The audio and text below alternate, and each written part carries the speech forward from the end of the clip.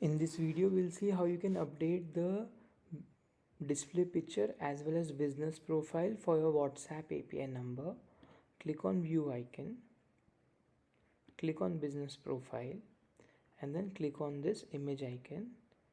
Please note the extension of the image should be PNG or JPEG, and it should be a square image, minimum of 256 into 256 pixels, and then select the same.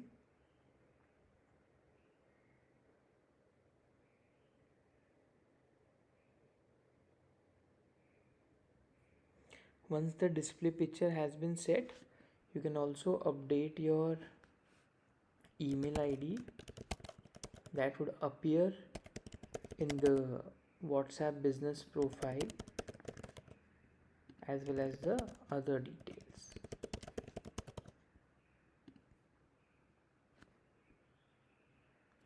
Thank you.